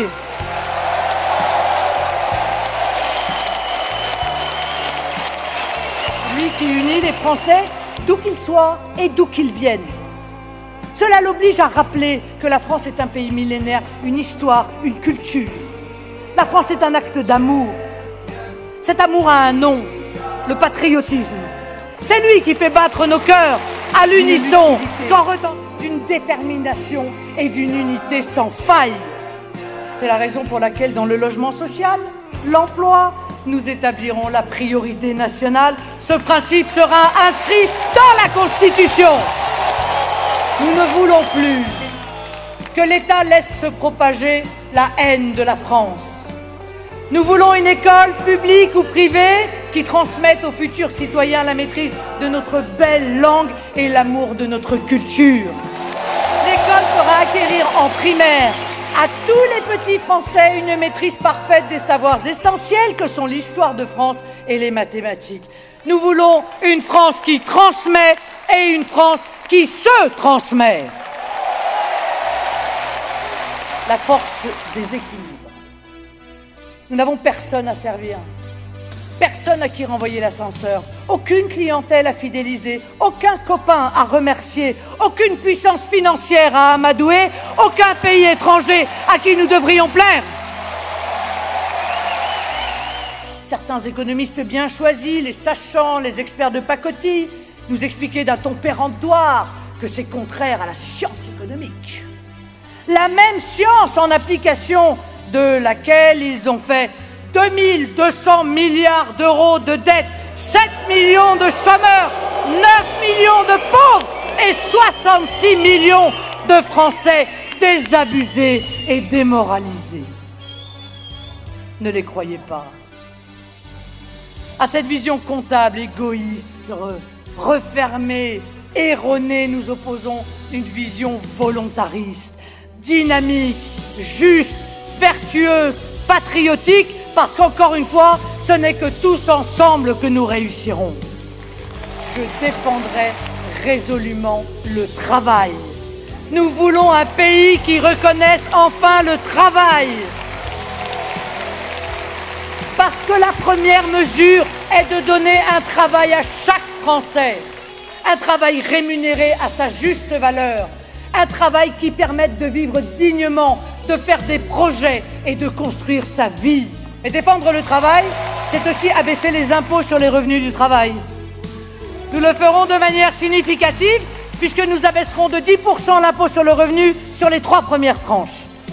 Le travail, nous l'encouragerons et le récompenserons par le maintien des heures supplémentaires majorées que mes adversaires veulent supprimer et l'instauration de leur défiscalisation. Nous créerons la prime de pouvoir d'achat qui permettra de verser aux salariés et retraités qui touchent moins de 1 500 € par mois les recettes d'une contribution sociale à l'importation de 3%.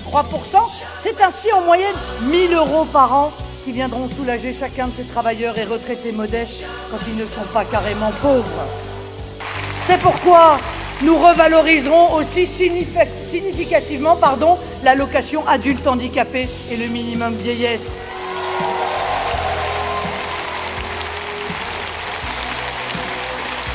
C'est pourquoi nous créerons une protection logement jeune en revalorisant de 25% l'aide au logement des jeunes jusqu'à 27 ans et que nous aiderons résolument les familles. La protection contre la concurrence déloyale, la simplification administrative, la sécurité juridique, la baisse des charges pour les TPE-PME, un plan vigoureux de réindustrialisation et une grande politique énergétique. Nous avons conscience que ce sont les entreprises qui créent l'emploi, et notamment les petites et moyennes entreprises. Et j'engagerai immédiatement, avec nos partenaires européens, dont beaucoup, croyez-moi, aspirent comme nous à la souveraineté, une renégociation avec ce système européiste tyrannique qui n'est en l'état plus un projet, mais une parenthèse, et objectivement, je l'espère, un jour, un mauvais souvenir.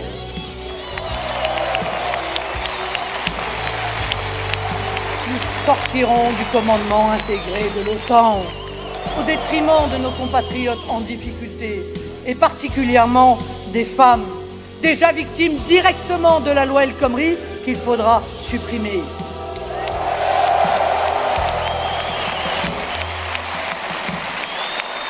Des femmes et que comme le symbolise notre belle rose bleue, l'impossible devient possible. Vous le voyez, mes chers amis, comme le proclamait Victor Hugo dans l'année terrible après la défaite de la France, nous n'avons pas encore fini d'être français.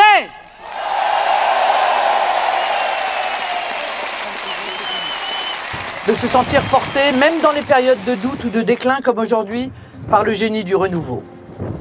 Parce qu'ici bat le cœur de la France. C'est d'ici que j'ai choisi de lancer un appel à l'unité des Français. Notre pays est aux prises avec un double totalitarisme, vous le savez, le totalitarisme islamiste et le totalitarisme mondialiste financier. L'un et l'autre portent atteinte à nos valeurs de civilisation, à notre conception de l'homme, à notre vision du monde. L'un et l'autre nous exposent à la division par le communautarisme ou l'individualisme, à la soumission des hommes et encore davantage des femmes, à la marchandisation du monde. À tous égards, cette élection présidentielle n'est pas comme les autres. Elle met en jeu un débat crucial qui engage notre pays de manière fondamentale. De son issue dépendront la continuité de la France en tant que nation libre. Et pour ceux qui, comme nous, se sentent avant tout français, notre existence en tant que peuple. Ce capital immatériel n'a pas de prix, parce que ce patrimoine-là est irremplaçable. Personne de raisonnable ne veut faire de la France le cobaye d'une mondialisation qui ne sera heureuse que pour la caste. Personne ne peut accepter l'asservissement économique et politique qu'elle nous prépare. Que contre la droite du fric et la gauche du fric, je suis la candidate de la France du peuple. La prééminence de la personne est donc son caractère sacré. La liberté individuelle est donc le consentement individuel. Le sentiment national est donc la solidarité nationale. L'égalité des personnes est donc le refus des situations de soumission.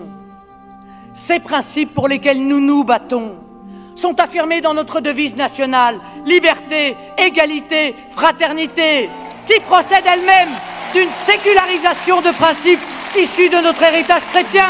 Ce qui nous anime n'est pas l'amour de l'argent ou des intérêts particuliers, mais le souci de la patrie.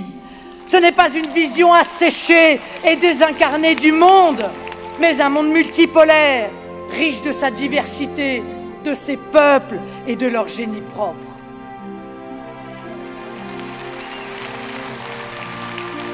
Nous engageons tous les patriotes de droite et de gauche à nous rejoindre. Ce clivage n'oppose plus la droite et la gauche, mais les patriotes aux mondialistes, avec ceux qui nous rejoindront au cours de la campagne de premier tour, avec ceux qui nous rejoindront entre les deux tours, et ceux qui nous rejoindront après la victoire.